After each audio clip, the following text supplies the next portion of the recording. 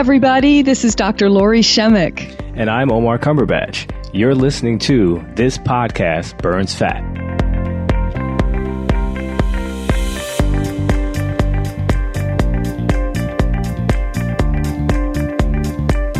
Hey, Lori, how are you today? Hi, Omar. I'm doing wonderful. How's everything on your end?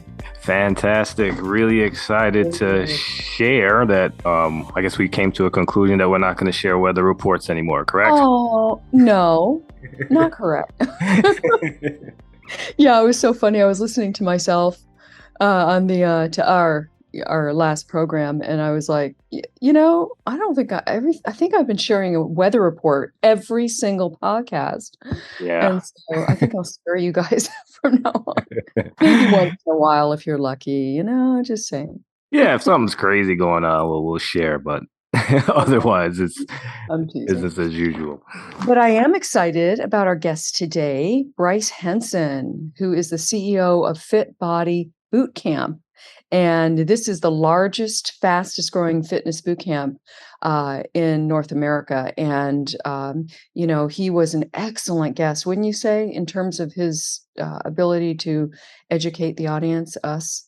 Oh, absolutely. And it's a very good skill that you're able to discuss this, like the exercise kind of thing, and not even actually seeing it, right? It's really a talent that I was very admirable of, because again, like we get into hardcore nutrition and stuff usually to other guests and stuff, but when it comes to exercising and its benefits and him breaking down the science to a lot of that stuff, I thought it was great. Yeah, and I loved he has a unique. There's two factors involved in the success of the people that join his gym or his fitness boot camp. Or not. I mean, he has other avenues for people to join in. But yeah, I think it was really fantastic to hear something interesting like that. No, absolutely. So let's jump into the show. Hey, Bryce, welcome to the show. How are you today? Yeah. Oh, thank you so much. I am fantastic. How about you both? Oh, good. Happy to have you. Thank you. Well, thanks for having me on. Yeah. So, Bryce, tell us a little bit about yourself. I know you're like a real force in a couple of areas in the fitness world as well as like the business world, but we're going to talk mostly about just the fitness component. Tell us a little bit about your background, how you got involved in fitness, and why is it such a passion of yours? Yeah, absolutely. Well, I'll give you the high-level origin story. I'd like to say that I lived in California for the last 17 years, but I'm originally from the Midwest, which is a great place, amazing people, but very candidly not the fitness capital of the world. So the South. Well, I feel like a comparative for sure. Yeah. But let's see here. Fast food, and specifically Taco Bell, was a staple of my diet through the end of my childhood and adult years, partly because of the cost component. My family used to run out of money before we used to run out of a month, but also on the other side of the coin, culturally, it wasn't a really big focus. So when I was a senior in college, I got an internship in Los Angeles, which actually turned into a full-time gig. And I was excited to move to California, the palm trees, the blue skies, the beaches, all that Southern California, LA had to offer. But when I arrived, also LA being the plastic capital of the world, I was insecure. I was 3,000 miles from home. I had very little professional skills to offer the world. And if I'm being very candid with you and your audience, I just wasn't a fit guy. And a fortuitous situation happened to me. A good buddy that I went to college with moved to Southern California, and his name was Adam. And he was not on the cover of Men's Health, but he certainly could have been. He had the six-pack abs, the glistening muscles, the confidence. All the girls loved him, and I really looked up to that. And really, after living together for a few months, I finally mustered up enough courage to ask him, "Hey, Adam, can you show me a little bit about this fitness thing that you do?" And thankfully, he obliged. And really, it was a journey of about 2 years, but really hyper-intensive, about 6 months. What he did over that 6 months was introduce me to weight training and circuit training and clean nutrition, but most importantly, personal coaching and accountability. Because when I saw the Fit Body Bootcamp model, which I'm the CEO and multi-location owner, years later, I thought to myself, if this particular training modality worked for me, it certainly would work for other people. And really, to put a bow on it, throughout those 6 months, I got the physique I was looking for. I actually dropped about 20 pounds of body fat, put on 20 pounds of of muscle.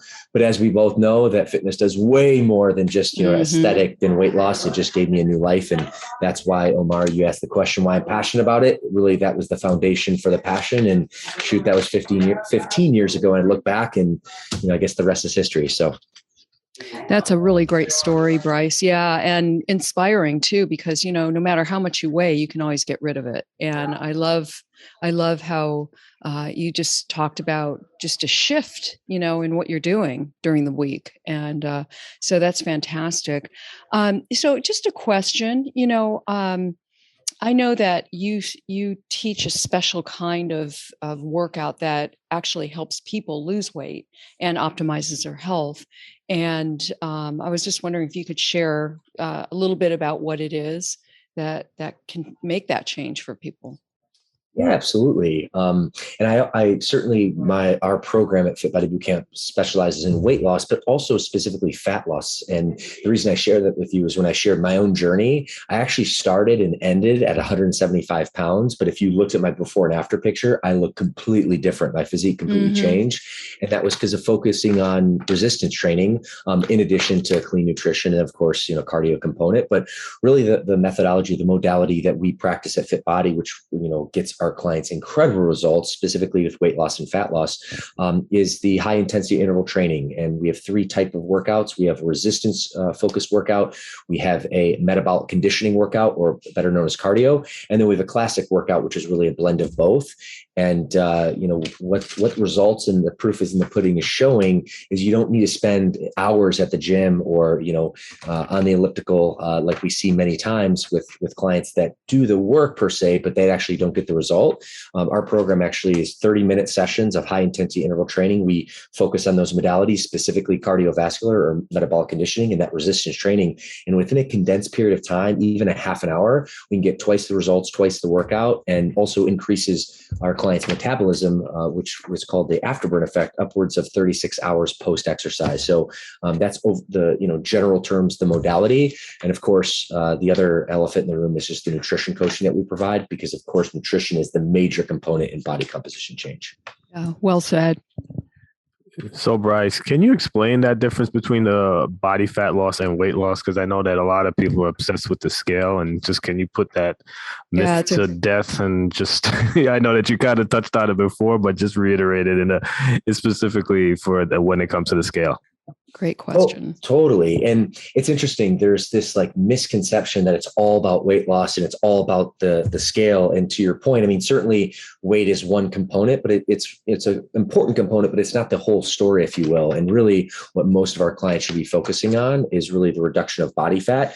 And there's also, on the flip side of it, there's this misconception that muscle weighs more than fat. That's not the case, because at the end of the day, a pound of fat weighs the same as a pound of muscle. However, a pound of muscle looks completely different than a pound of fat. Muscle is dense. It's actually small, where it's metabolically active tissue, where body fat is not metabolically active tissue. So it just sits there like a blob. So it actually takes up more volume.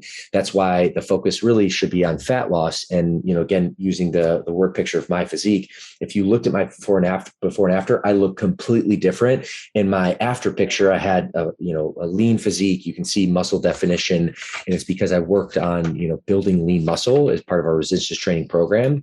And as a caveat to that, I looked very fit, even though I actually weigh 175 pounds in both pictures. And really, that's from a focus on resistance training and also a focus on clean nutrition. Wow, that's impressive. And I've seen pictures like that where people, they can actually weigh the same, but they're just fitter and they look leaner, right? So it's just Totally. that muscle factor. Yeah. And a pound of feathers is the same as, a pound of brick. Right. A pound is a pound. Yeah. A pound's a pound. And interesting, like in our strategy session rooms, what we teach our coaches is actually to have like a little prop, if you will, where you have 5 pounds of muscle and then 5 pounds of fat. You can get it on Amazon. And just the muscle just looks lean and condensed, where the fat is just big and blobby. In the surface area is actually the fat takes up about twice the volume of what that lean muscle. So just that really does a good job to really paint a word picture for our clients so they can actually see the difference and really focus on that difference. Oh, that's great. Yeah, that's fantastic. I was just going to, I'm following up with that. What do you think? I know you do 30-minute HIIT sessions. And there's another question involved in this too. What about the 10-minute HIIT sessions or 20-minute? Are those effective? Well, I would say anything's more effective than doing nothing. So, at the end of the day, we're not here to body shame or shame our clients if they can only get 15 minutes of a high intensity interval training type of workout. But really, studies show that 30 minutes is really the secret sauce, because that's just enough time to really get your body, into that EPOC or excess post exercise state, which is commonly more referred to as the afterburn effect. So really that's the methodology and the science behind it. That said, Lori, to answer your question, if a client only has 10 minutes or 15 minutes and they can get a good HIIT training, you really do some damage in a very good way on, increasing your heart rate, building lean muscle mass, even at 15 minutes. So anything is better than nothing, but really we focus on, getting that half an hour. Okay. Thank you. So, Bryce, to Lori's point, we had a guest on who was talking about just kind of basically breaking up workouts. And I know 30 minutes is not a big ask by any stretch of the imagination. But again, a lot of people are just deterred for whatever reason and are so, quote unquote, overwhelmed with time issues and whatnot. Would you break up HIITs, exercise and activities into like bursts of maybe 10 in the morning, 10 in the evening, or midday or something like that? Does that ever come into play? Well, Omar, that's a great question. At the end of the day, the science says, if you break it up and you do one HIIT session in the morning of 15 minutes, we'll say, and then one in the evening, at the end of the day, you're still going to get that desired result. So I think from a physical perspective, you're going to progress for sure. The one, at least in my experience in working with human nature, there's an opportunity cost to kind of get your mind right, to get your workout clothes on, to kind of get focused in for that period of time. So, in theory, what you just laid out, it will definitely work and it'll get a client the desired result. However, the actual practice, where the rubber meets the road, many times clients will have a hard time getting themselves geared up for that opportunity cost to get that workout in and then ultimately finish the workout and then come back to it later in the day. So really that would be just my strong sense of caution, because it really comes down to weight loss and fat loss is really just behavioral change. So really at a foundational level, we're trying to adjust behaviors.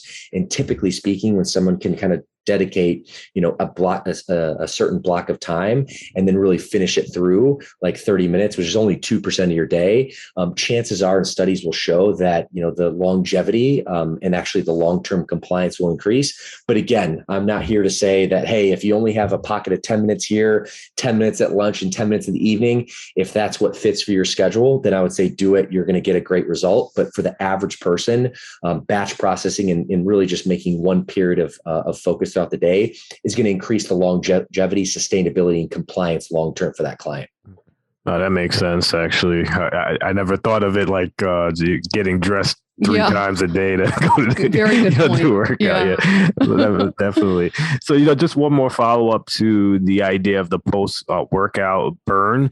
What is that exactly? And can you just like dive into that a bit so the audience gets a better understanding of the after effects that HIIT training does over the course of the next 36 hours afterwards?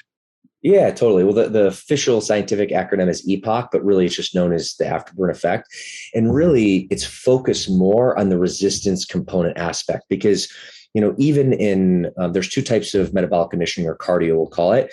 There's steady state cardio and there's high intensity interval training cardio. Kind of think of it this way. Your car going down the freeway. If your car goes down the freeway, you get up to cruising altitude of 65 miles an hour and you go for a long way, you actually get good gas mileage, meaning you burn less fuel compared you take that same car in the streets of New York and you're stopping, you're going, you're stopping, you're going. In that example, you actually might have only went half the distance, but you burn twice the amount of fuel. And that's really the same thing. You can use that analogy for the metabolic conditioning perspective. You're going to burn more calories if you get that stop and go, where your heart rate increases and then it decreases because your body has to work harder. But that all said, what I just articulated to you was specifically focused around metabolic conditioning or cardiovascular. And even if you do high intensity interval training, studies will show upwards of an hour or two after your cardio session ends, your body returns to the steady state and burns, your metabolism burns calories just at the same rate as it did before. The difference is if you introduce resistance training, because when you introduce resistance training, what you're doing is your body is actually breaking down your muscle. And then what gets broken down actually gets rebuilt stronger. And when you focus on muscle centric or resistance training, not only does it actually help burn your increase your metabolism and allows your body to burn calories at a higher rate for upwards of 36 hours after your workout, which is what calls the afterburn effect. But aside from that, focusing on resistance training, it improves your long-term health. It restores and increases your body's metabolism. It reduces chronic disease and symptoms of that. It also, strengthens your body, and then it boosts your energy levels and feelings of wellness. So when you break it down, there's so many more benefits of really making sure that you focus on resistance training from what I just listed, then going back to your original point, Omar, in the sense that it does just allow your body to burn calories upwards of 36 hours after. And if you think about it, that's kind of the difference of, getting paid, an hourly, where when you start, your work, you get paid, but then as soon as you clock out, you're done. That's traditional training. Whereas if you focus on resistance training or that HIIT training, you're on a salary, right? So you're getting paid even while you sleep, if that makes sense. Mm-hmm, definitely makes sense. Wow. You talking about this is so interesting, because just yesterday I came across some new research, not new to you probably, that was showing that super circuits, actually the super circuit training, which simply means doing weights, a set of weights and then repetitions, and then going and doing 30 seconds of cardio of, high intensity interval training type cardio. It could be on an elliptical, a treadmill, squats, anything to get the heart rate up for 30 seconds, right? So you're doing 30 seconds of, say, bicep curls, and then you jump to 30 seconds of squats or 30 seconds on the elliptical. And they actually show that it reduces belly fat more than anything else that people are using. Yeah, I definitely believe that. And I've seen research in different components that mimic the same message. And, that's just very, very effective long-term. And that's also going back to your point, Lori, and both Amar, that's why a condensed workout can be effective if you superset that or, HIIT training it. Where the previous style, like the old methodology of the 80s, 90s, and even early 2000s was, you have to spend 2 hours at the gym. You have to spend your first, circuit, an hour weightlifting, and then your second circuit, an hour cardio. Number one, who has time for that, especially in today's day and age? But then two, when you superset it, just like you did, you're lifting a set of weights. And then while your muscular system is actually recovering, then you hit your lungs and your cardio system is working, and then you go back. So on one hand, one aspect or one system of your body is resting while the other is working, and vice versa. And to your point, Lori, you get a better result, and you can do it in a fraction of the time. Yeah, it's really interesting. And so I was going to ask you, in doing your version as well, you only have to do it, 4 or 5 times a week? Is that right? 3 to 5, I guess. Yeah, it just actually depends on the client's goal. So really what we talk about baseline, just to live a healthy and fit lifestyle, a minimum of 3 times a week, 30-minute session, which is 2% of your day, is really what's effective. But of course, some clients, they want to, have more aggressive weight loss or fat loss goals. They might want to put on a little bit more lean muscle. So in that particular situation, 3 is baseline, but you really should probably be working out 4 to 5 times a week, and maybe even 6. We always encourage you to take at least 1 rest day to make sure your body can recover. But again, it just really depends on the client's goal, but that really gives you a big picture overview. Well, you look at David Goggins, right? He's like, rest days. Well, he's laughing at us. Yeah, that's a whole different breed here. Yeah, I know. Different breed for sure. So, Bryce, can you walk us through what an actual routine looks like, just so the audience gets a little better picture of exactly that concept? Yeah, so high level, and it's a little bit more challenging to describe. It's kind of one of those things that makes a lot more sense when you see it in action. But we'll just say, the session starts. It's a 30-minute session. The first 5 minutes of the session, there's a warm-up board where there's typically 4 exercises, and every 30 seconds the timer hits, and you do another warm-up movement while the two coaches, both the mic coach and the floor coach, are really explaining the workout of the day. So that really what happens in the first 5 minutes while you're getting the demonstration and explanation from your coaches. And of course, your body's moving on a period of every 30 seconds. And then after that 5 minutes, the workout begins. So really, if you actually break it down, it's a 25-minute hard set workout with a 5-minute warm up. And that 25 minutes, then the coaches separate the floor into different stations. And typically you have anywhere from 4 to 6 stations during the course of a workout.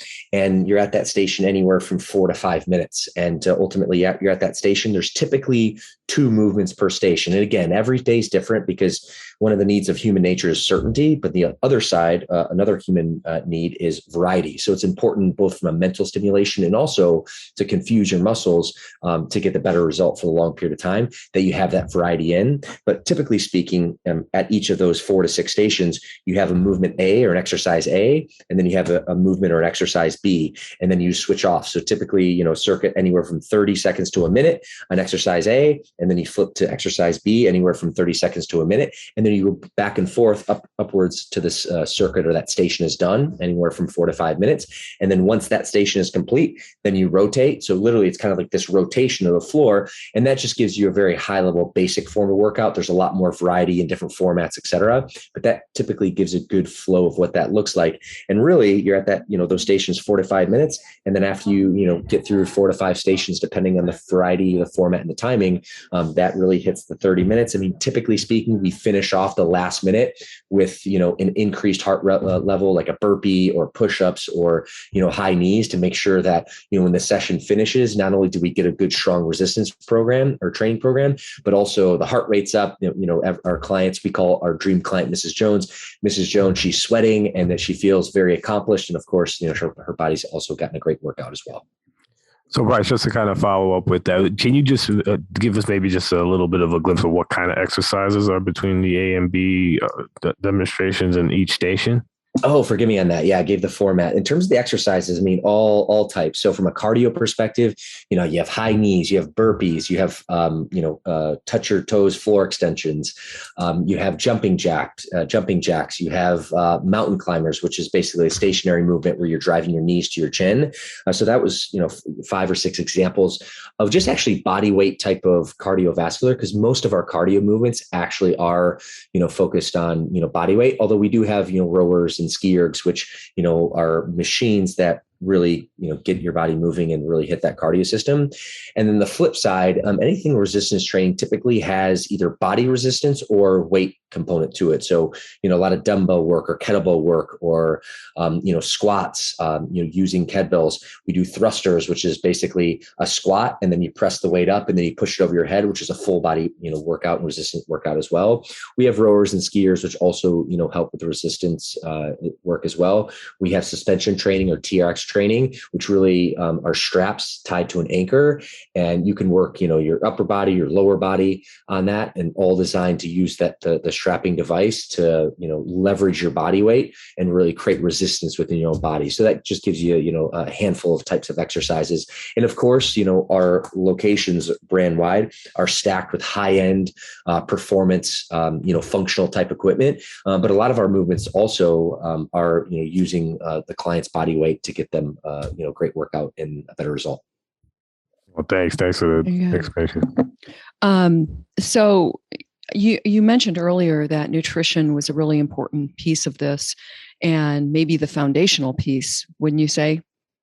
Oh, 100%. And again, it all comes back to what that client's goal is. So that's a very important part of the process when we intake our client. Because, Lori, sometimes a client's like, hey, maybe I do have 20 pounds to lose, but I'm good with it. I just want to make sure that, my heart's in good condition. I live a healthy and fit lifestyle. And maybe they actually don't focus too much on their nutrition. On the flip side, Lori, most of our clients come and say, I have 30, 40, 50 pounds to lose. And if that's the case, workout's going to strengthen your body. It's going to increase your metabolism and you will see, some body composition change.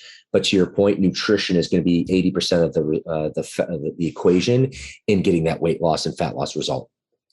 And so having said that, I'm curious what your feelings about snacking are. Everything in moderation. I think there's something to be said about, eating a few times throughout the course of the day to keep your metabolism going. But more importantly, most Americans, our metabolisms are all out of whack. We miss breakfast. We eat one or two giant meals, or when we snack on just the wrong foods. So snacking is, it's par for the course. It's definitely, something that we recommend. But typically, lean protein, fruit, vegetables, those are good, healthy snacks, and that will keep your metabolism going throughout the day. And the other benefit on that, Lori, is that when you do eat your proper meal, whether it's lunch or whether it's dinner, if you've had a healthy snack like every 2 or 3 hours, you're typically more full or less, starving, if you will. And typically what happens is then you're more likely not to overeat, which is also a benefit as well. Ah, okay.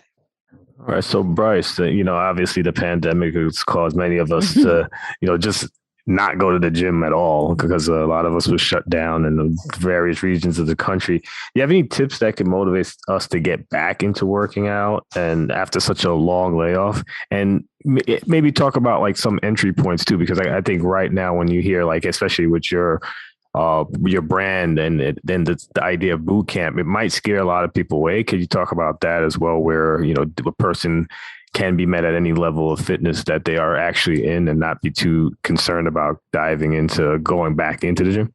That's a good question. And also to add to that, when you hear the word high intensity interval training, it's not necessarily that horrifying because it's always what you can do, right? Totally. And to that point, actually, both Amar and Lori, great points. The value of our program is because it's circuit training or high intensity interval training, it's time training. This is more like the background of the operational aspect of the program.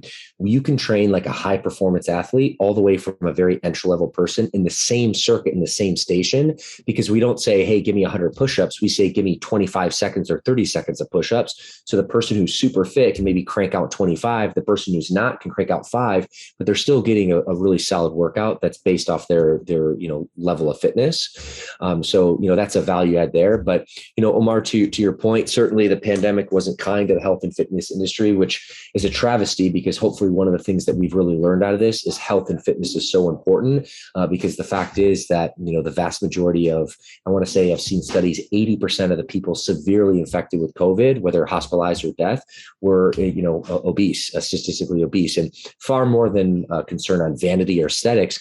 When a person's obese, everything in their body, including all their organs and their heart, has to work harder. So we heard, a lot of the terminology, compromised immune system.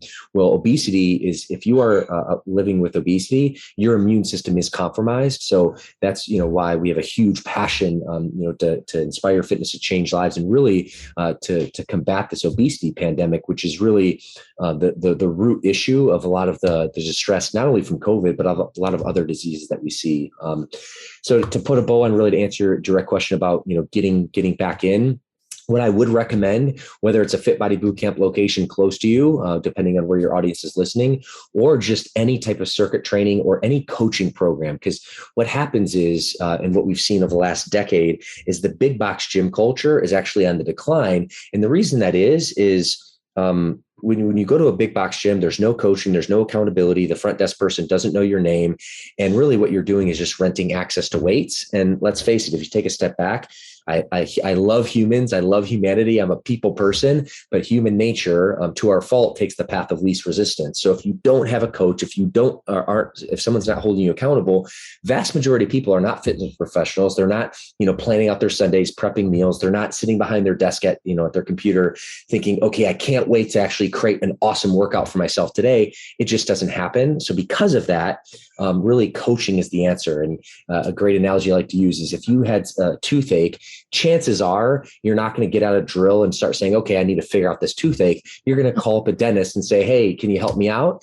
And I wish that was kind of factory installed from a human nature perspective to, seek help initially within, a fitness program. It's not, but that's the reason companies and organizations like ours are really out there and trying to lend a helping hand to really provide coaching and accountability, because that's the secret sauce in long-term sustainable fitness. Yeah, no, I'm a big proponent of coaching. It's obviously something near and dear to my heart. So I definitely get that as an important part of anything that you tackle in life. You should always ask for help. We like to do it the solo game a lot, and it's just not something that gets us as far at the end of the day. So thanks for pointing that out to us. Yeah. Totally. Actually, it's funny. I heard, this is more of a business talk, but I heard this very, very well-known and experienced copywriter say, if you're going to be dumb, you got to be tough. And really what he was saying is, if you're going to be dumb enough not to ask for coaching, which sounds, crude, and I don't mean it that way, but if you're not going to, be smart enough to ask for the coaching, then you got to be tough in order to get through the reps, where the easiest way is just and the injuries. Well, that too, right? But the easiest way is just to humble yourself and say, hey, I need some help, to someone who's been, is where I want to be. Say, can you help me out? Kind of like I did with my initial friend, Adam, back in 2007. And that really set the foundation for my life. So Amar, I can't agree with you enough. That's the call to action for your audience, is humble yourself, realize that you don't have to be a fitness expert. And it doesn't have to be your full focus of your life. You just need to align yourself and partner with a coach, a program, a support group that actually can provide that platform. So then you can be long-term sustainably fit. I love it.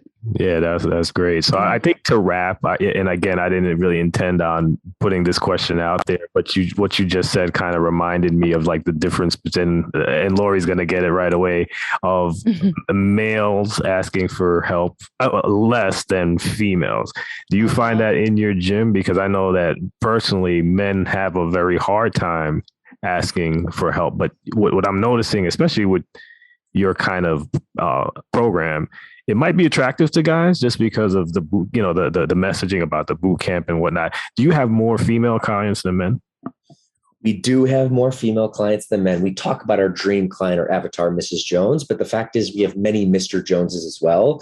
I would say, statistically, they make up about 25% of our clientele. So not the majority, but definitely a significant part. But Omar, to your point, and I say this as a man and a dude, and just like you, guys, sometimes we are just hard-headed. I credit women for being a little more open to coaching and accountability and group, connectivity. So typically speaking, women are the ones who put their hands up first and are attracted to their program. And a lot of the guys that we have are actually husbands of their wives. And the story that we hear a lot is the wife comes in, joins our program over a period of about 30 or 60 days. All of a sudden the husband, within it, I should say the first 30 or 60 days, the husband gives her a hard time. Oh, you're going to that Fit Body Booty Camp and, all these, all these funny things.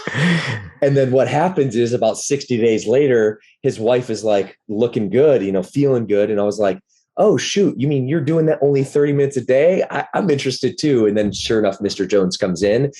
So, that's our mission, is spread health and wellness, both the males, females. I mean, really, we're on a movement. But to your point, yeah, women are typically a little bit more open to coaching in the front end. Guys are a little bit more hard-headed, but our goal is to change that. Yeah, good luck. It's a tough audience. Those guys, man. We are. That's wonderful. Bryce, thank you so much for stopping by today and dropping all of those golden nuggets. I know I can use some, and, we can all move forward optimizing our health. Totally. So Bryce, give us all your information, obviously your website, social media handles, obviously the business, and see exactly where we could get, because again, this is all over the US. You have sites. So talk about that a little bit and just how we can keep up with all the good stuff you're doing. Yeah, no, I appreciate it. And it's been an honor and pleasure to be with you both. And you guys are great hosts. So very much appreciate the opportunity. Thank you. You can find us, and we have hundreds of locations throughout North America. About 90% are in the States and about 10% are in Canada. But our website is fitbodybootcamp.com. That's fitbodybootcamp.com. And go ahead and check us out and see if there's a local program. We also do some virtual coaching as well. And I would love to continue to stay in touch and add more value to you and your audience. So you can find me at my social media handles, which is also my website, which is Real Bryce Henson, and not to be confused with fake Bryce Henson. So that's where you can find me, and would love to stay in touch. Yes, absolutely. Will do.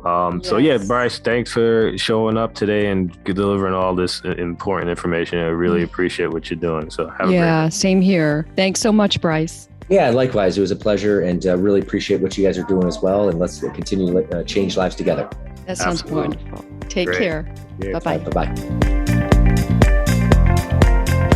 Thank you so much for listening to this episode of This Podcast Burns Fat.